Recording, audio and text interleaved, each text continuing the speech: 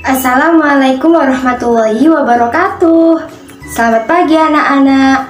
Bagaimana kabarnya hari ini? Sehat semuanya?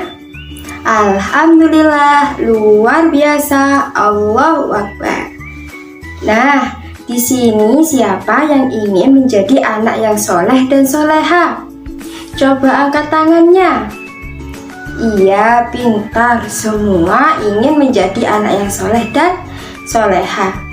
Tapi ciri-ciri anak yang soleh dan soleha salah satunya adalah berdoa. Jadi sebelum pelajaran hari ini dimulai, kita berdoa terlebih dahulu ya. Iya, pintar. Kemudian ketua kelas di kelas ini siapa ya? Oh ya, Mas Putra. Ayo Mas Putra, dipimpin dulu doanya.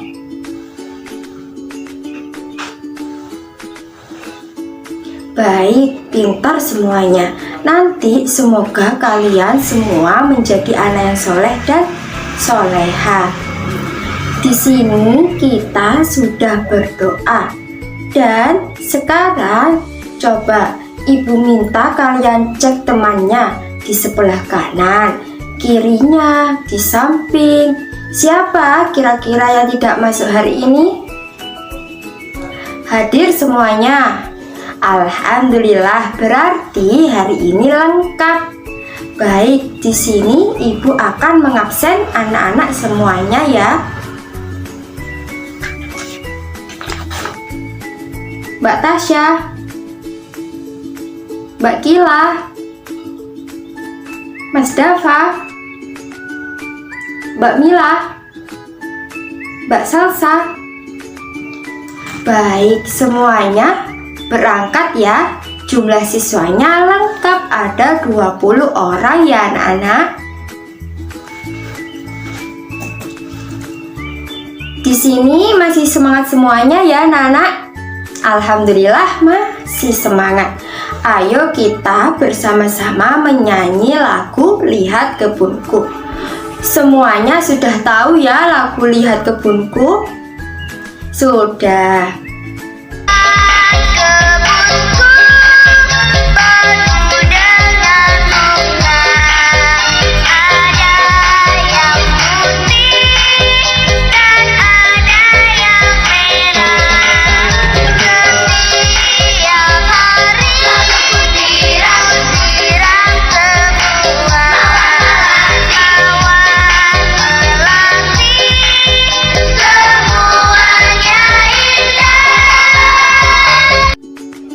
Baik, pelajaran hari ini kita mulai ya.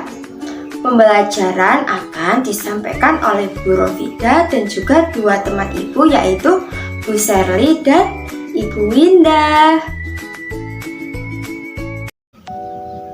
Kemudian anak-anak semuanya, mari kita mulai belajar tematik kelas 2, tema 5 pengalamanku, subtema 1 pengalamanku di rumah, pembelajaran yang pertama.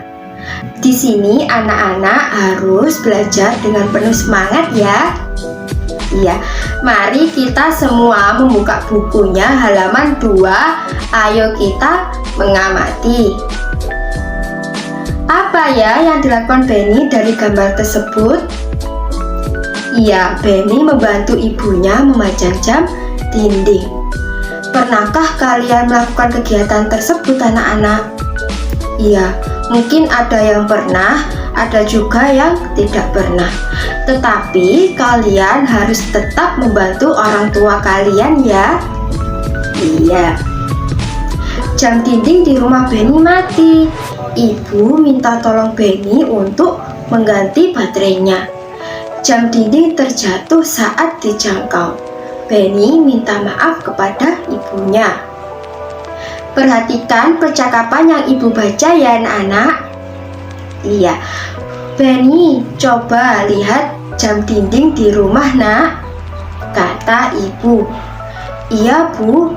Wah, jarumnya berhenti bergerak bu, kata Benny. Kalau begitu apa yang harus dilakukan?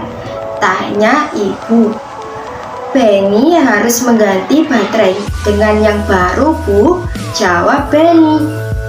Maukah Benny mengganti baterainya? Tanya ibu. Mau, Bu. Lalu di sini Benny naik tangga, anak-anak. Hati-hati ya, nak, pesan ibu Benny. Iya, Bu. Namun saat menjangkau jam dinding, Benny kurang hati-hati dan jamnya jatuh, anak-anak. Lalu ibu berkata, "Wah, jamnya retak." Kemudian Benny meminta maaf. "Maafkan Benny, Bu. Benny kurang hati-hati dalam mengambil jam dinding, sehingga jam dinding terjatuh." "Iya, nak. Kedepannya Benny harus lebih hati-hati dan tidak perlu tergesa-gesa," kata ibu.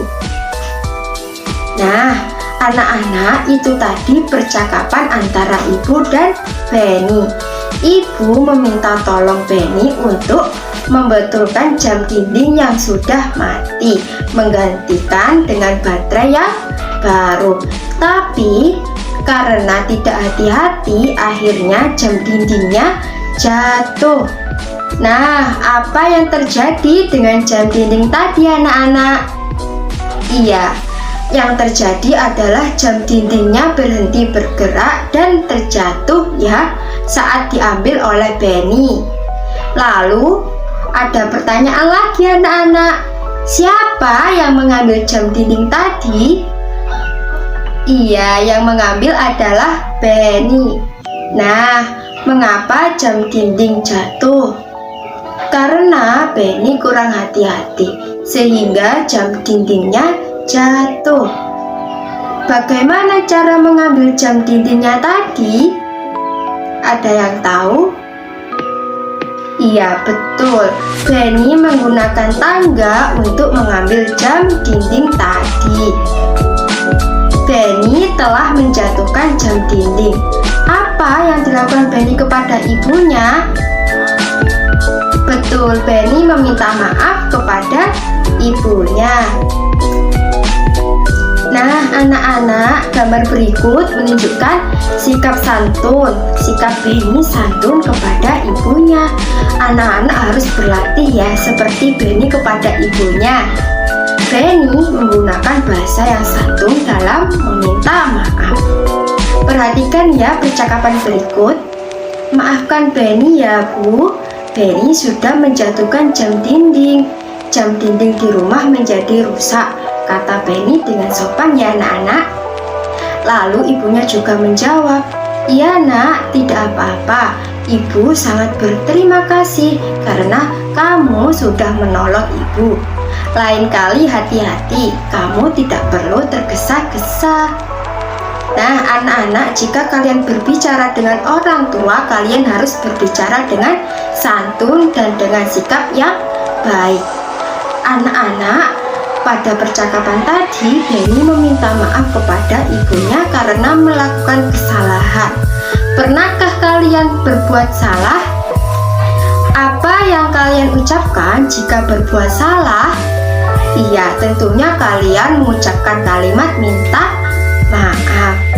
Nah, kalimat permintaan maaf biasanya diucapkan bila kita melakukan kesalahan. Gunakan kalimat yang santun saat mengucapkan kalimat permintaan maaf. Jadi, kalimatnya harus baik dan juga dengan nada yang baik ya saat kalian meminta maaf. Setiap kalimat permintaan maaf ada maknanya. Ayo kita pelajari tentang makna kalimat minta maaf. Di sini ibu punya contoh kalimat minta maaf. Seperti, "Tini, maafkan aku karena aku tidak dapat datang di pesta ulang tahunmu," kata Doni. Nah, anak-anak, di sini siapa yang meminta maaf? Iya, betul, yang meminta maaf adalah Doni. Lalu Doni meminta maaf kepada siapa? Kepada Tini. Lalu mengapa Doni meminta maaf kepada Tini? Karena tidak dapat datang di ulang tahun Tini.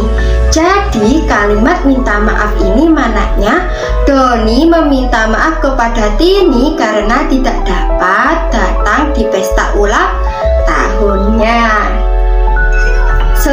Selanjutnya, mari dibuka bukunya halaman 18. Ayo kita membaca.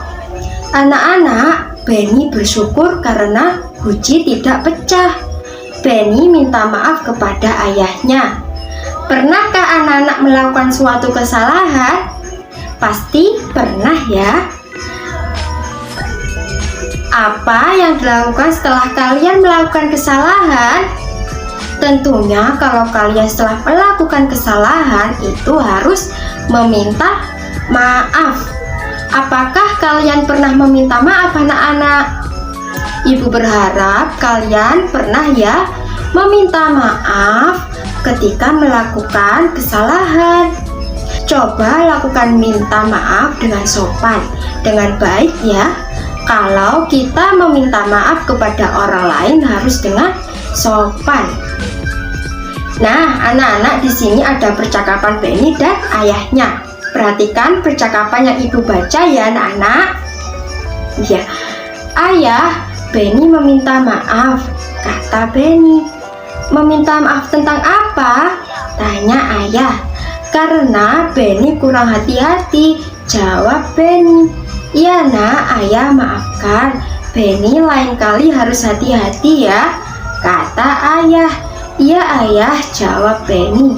Ayo main kuda-kudaan lagi, ajak ayah. Aku ingin menjadi anak kuda lagi, jawab Benny. Baiklah jagoanku, kata ayah. Nah, di sini kita bisa melihat bahwa Benny mengucapkan kalimat minta maaf dengan baik dan sopan. Masih ingatkah kalian tentang makna kalimat minta maaf? Pada pembelajaran pertama kita sudah belajar tentang makna kalimat minta maaf. Mari kita ingat kembali ya. Di sini ibu mempunyai kalimat minta maaf. Dimas, aku minta maaf ya karena sudah menendangmu, kata Bagas. Nah, di sini siapa yang meminta maaf anak-anak? Benar, yang meminta maaf adalah Bagas. Lalu Bagas meminta maaf kepada siapa? Iya, kepada Dimas. Nah, mengapa Bagas meminta maaf kepada Dimas? Karena sudah menendang Dimas. Berarti dari pertanyaan ini kita bisa mengetahui makna dari minta maaf tersebut. Jadi kalimat minta maaf di atas adalah Bagas meminta maaf kepada Dimas karena sudah menendangnya. Seperti itu makna dari kalimat minta maaf. Selanjutnya akan disampaikan teman ibu ya, yaitu Bu Sherly ya anak-anak. Nah anak-anak, sekarang kalian buka buku tema halaman 23. Di situ terdapat sebuah bacaan. Ibu akan membaca, kalian dengarkan ya. Benny bermain pianonya hebat. Benny bermain di dekat kakaknya. Kakak Benny sedang belajar. Kakak Benny merasa terganggu. Apa kata Benny kepada kakaknya? Di situ Benny sedang bermain piano, sedangkan di sebelahnya terdapat kakaknya yang sedang belajar. Dari yang dilakukan Benny tadi, apa yang sebaiknya dilakukan oleh Benny? Ada yang tahu? Ya, Benny seharusnya meminta maaf kepada kakaknya. Sekarang anak-anak perhatikan percakapan Benny dengan kakaknya. Benny berkata, "Maafkan Benny kak, Benny sudah mengganggu. Kakak belajar terganggu oleh Benny." Lalu kakaknya menjawab, "Iya Dik, kakak memaafkan. Kalau Benny mau main piano, sebaiknya siang hari atau Benny mainnya sore hari." Lalu Benny menjawab, "Ya kak, besok tidak Benny ulangi lagi." Lalu kakaknya menjawab, "Ya sudah, sebaiknya Benny membuat PR." Nah, sekarang kalian buka buku halaman 25. Di situ terdapat latihan soal tentang pernahkah kamu melakukan kesalahan? Kepada siapa kamu melakukan kesalahan? Bagaimana cara kamu meminta maaf? Coba tuliskan permintaan maafmu. Nah, di sini ibu akan memberikan kalian dua contoh kalimat permintaan maaf. Yang pertama, saya karena lupa membereskan tempat tidur tadi pagi. Yang kedua, ayah maafkan saya karena sudah memecahkan janin-janin. Nah, selanjutnya kalian kerjakan sendiri di buku tugas kalian. Nah, anak-anak, dari pembelajaran tadi kita sudah belajar mengenai bagaimana cara kita meminta maaf kepada seseorang. Nah, sekarang pada pembelajaran kali ini kita mempelajari tentang puisi. Ada yang tahu tidak apa yang dimaksud dengan puisi? Puisi adalah bentuk karya sastra yang terikat oleh irama, rima, dan penyusun bait dan baris yang bahasanya terlihat indah dan penuh makna. Mari kita simak bacaan berikut ini. Hari ini adalah hari Minggu. Keluarga Benny duduk di teras rumah. Tiba-tiba Benny membaca puisi. Di sini Ibu akan membacakan puisi. Kalian menyimak ya. Yang berjudul Lihat Kebunku. Lihat kebunku, penuh dengan bunga. Ada yang putih dan ada yang merah. Setiap hari kusirami semua. Mawar melati, semuanya indah.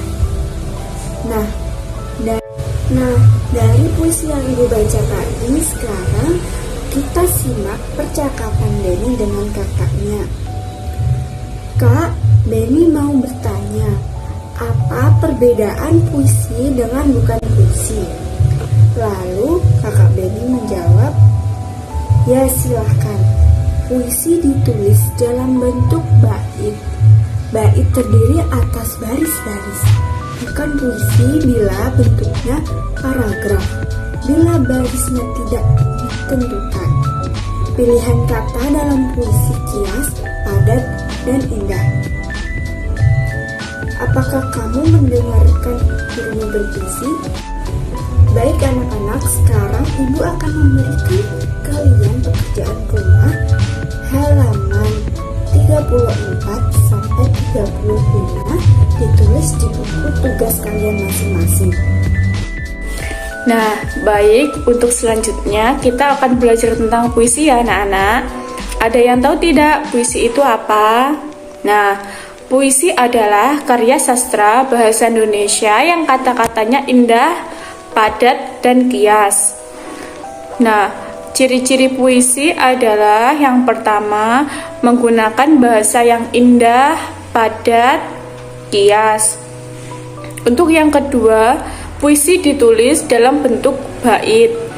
Yang ketiga, setiap bait terdiri atas baris-baris. Untuk yang keempat, banyaknya baris dalam bait tidak ditentukan. Untuk selanjutnya yaitu cara membaca puisi berbeda dengan membaca bacaan lainnya. Cara membaca puisi yaitu ada 3 hal yang perlu kita perhatikan saat membaca puisi ya. Untuk yang pertama yaitu artikulasi, yaitu pengucapan kata harus jelas. Untuk yang kedua, intonasi, tinggi rendahnya nada. Untuk yang ketiga yaitu ekspresi, raut wajah harus sesuai dengan tema puisi yang dibaca. Nah, contoh membaca puisi dengan ekspresi yaitu jika puisi bertema bahagia, kita harus membacanya dengan semangat, dengan penuh kebahagiaan. Jika tema puisi yaitu sedih, jadi kita harus merubah raut wajah kita dengan sedih agar bisa mengekspresikan puisi tersebut. Nah, untuk selanjutnya yaitu kata-kata indah yang terdapat di dalam puisi. Sekarang kita akan belajar memahami makna atau arti dari sebuah kata ya anak-anak. Nah, untuk kata pertama yaitu cangkul. Arti cangkul yaitu alat untuk menggali dan mengaduk tanah. Untuk kata kedua yaitu tumbuh, artinya bertambah besar. Untuk yang ketiga yaitu bermekaran, yang artinya mulai berkembang dan menjadi terbuka. Untuk yang keempat yaitu berkicau atau artinya bunyi burung. Untuk yang kelima yaitu cemara, yang artinya pohon dengan daun mirip jarum dan batang yang menjulang sangat tinggi. Nah, untuk kata yang keenam yaitu bersiul atau mengeluarkan suara mirip seruling namun hanya menggunakan mulut saja. Nah, untuk selanjutnya Ibu akan membaca puisi yang berjudul Burung Kutilang. Burung kutilang di puncak pohon cemara, burung kutilang berbunyi, bersiul-siul sepanjang hari dengan tak jemu-jemu, mengangguk-angguk sambil berseru, trilili lili lili lili, sambil berloncat-loncatan, paruhnya selalu terbuka. Digeleng-gelengkan kepalanya, menentang langit biru, tandanya suka ia berseru, trilili lili lili lili. Nah, itu tadi adalah pembelajaran hari ini ya anak-anak, yang bertema puisi. Nah, sudah cukup pembelajaran hari ini. Kesimpulan pembelajaran hari ini adalah puisi harus dibaca dengan artikulasi, intonasi, dan ekspresi. Untuk puisi sendiri harus menggunakan bahasa yang indah, padat, dan kias. Nanti di rumah silahkan kalian membuat puisi ya. Puisinya bebas, bertema apa saja, sekreatif kalian. Dan jangan lupa tugasnya berdiskusi dengan teman dikerjakan ya anak-anak. Tugasnya itu yaitu memaknai kata indah dari puisi. Baik, terima kasih untuk anak-anak yang sudah berpartisipasi dalam pembelajaran hari ini. Ibu ucapkan terima kasih, semoga ilmunya bermanfaat. Sebelum kita menutup pembelajaran hari ini, silahkan berdoa. Berdoa mulai. Berdoa selesai. Baik, Ibu tutup ya. Terima kasih semuanya. Wassalamualaikum warahmatullahi wabarakatuh. Tetap jaga kesehatan ya anak-anak. Tetap ceria.